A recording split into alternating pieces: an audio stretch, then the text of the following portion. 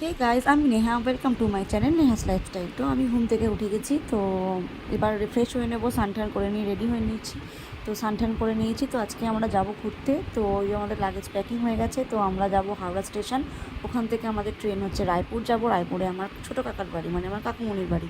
তো আমাদের ট্রেন প্রচুর লেট ছিল, 7:50 ট্রেন ছিল। সেই ট্রেনটা ক্যান্সেল হয়ে গিয়ে মানে রিশিডিউল হয়ে টাইমটা হয়েছে রাত 1:30টায়। তো আর বাইরে প্রচণ্ড বৃষ্টি পড়ছিলো। আমরা 10:30 নাগাদ বাড়ির থেকে বেরিয়েছি। তো প্রচণ্ড বৃষ্টি হচ্ছিলো, এই যে আমি রেডি হয়ে বেরিয়েও গেছিলাম। আর এত বৃষ্টি হচ্ছে বাইরে, তো অনেক মানে ওলা পেতে খুব সমস্যা হচ্ছিলো। দেন তারপর একটা ওলা পাওয়া গেছে, তো সেটা করে আমরা যাচ্ছি স্টেশনের দিকে। তো বৃষ্টি হচ্ছে, দেখো বাইরে প্রচণ্ড পরিমাণে, রাস্তায় খুব জলও জমে গেছিলো। তো আমরা অলরেডি হাওড়া স্টেশন পৌঁছে গেছি। তো আমি যতবারই হাওড়া স্টেশনে আসি ততবারই আমি এই হাওড়া ব্রিজের ফটোটা নিই, আমার ভীষণ ভালো লাগে। তো আমরা এই হাওড়া স্টেশন পৌঁছে গেছি। তো এরপর এই সবাই মিলে দাঁড়িয়েছিলাম, ট্রেনের জন্য ওয়েট করছিলাম।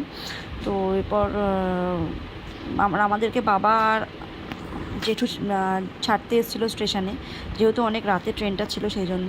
তো এই যে আমরা এখানে বসেই আছি, ট্রেন দেখতে পাচ্ছ। তো এই যে আমাদের ট্রেন ওখানে দিয়ে দিয়েছে, কিন্তু কোন প্ল্যাটফর্মে ট্রেন সেটা দেয়নি। তো তারপর আমরা ট্রেনে উঠে গেছি। রাতে আমরা ডিনারটাও করে নিয়েছি। ডিনারে ছিল আলুর দম আর পরোটা, বাড়ির থেকে করে নিয়ে এসেছিলাম। তো তারপর এই যে আমরা রাতের ডিনারটা সেরে ফেললাম। তারপর ট্রেনটা কিছুক্ষণের মধ্যে ছেড়ে দিয়েছিল। তো এটা দেখো, আমাদের হাওড়া স্টেশন থেকে ট্রেন ছেড়ে দিয়েছে। তো যখন এখন রাত 1:30টার সময় ট্রেন ছেড়েছে আমাদের। তো এরপর ডিনারটা করে নিয়ে আমি শুয়ে পড়েছিলাম। তো এই যে ডিনার করা হয়ে গেছে, এই যে আমি শুয়ে পড়বো।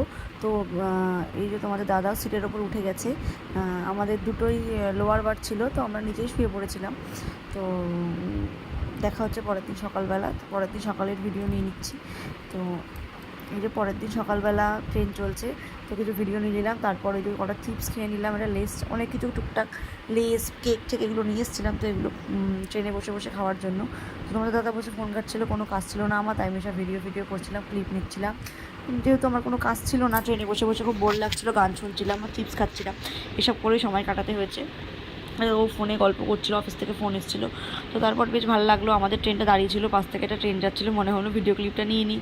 তো এই ক্লিপটাও নিয়ে নিলাম, বেশ ভালো লাগছিলো। একটা সুন্দর নিচের নদীর মতো আছে, তো ভালোই লাগছিলো বেশ। তারপর আবার আমি একটু খিদে পাচ্ছিলো, আরেকটা লেস ছিল, সেটাও খেয়ে নিলাম। আর এই অরেঞ্জ লেসটা আমার খুব ফেভারিট। তো যে তোমাদের দাদা, ওরও খিদে পেয়েছিলো। ও যেহেতু লেস অত পছন্দ করে না, এই জন্য ও শশা কিনে খাচ্ছিলো। তো আমি বসে আছি, বসে বসে ভিডিও নিচ্ছিলাম। তো দেখো এই সাইডের জায়গাগুলো দেখতে কি সুন্দর লাগছে, বেশ ভালো লাগছিলো।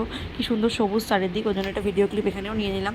এরপর ট্রেনে ছোলা মাখা উঠছিলো, তো আমি ছোলা মাখাও নিয়ে নিলাম, যেটা ট্রেনে বসে বসে খাবো তাই।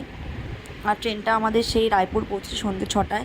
আমাদের 9 ঘন্টা ট্রেন লেট ছিল। তো এরপর আমার কাকুমণি আমাদের রায়পুর স্টেশনে নিতে চলে এসেছিলো। তো এই যে আমরা গাড়িতে উঠে গেছি।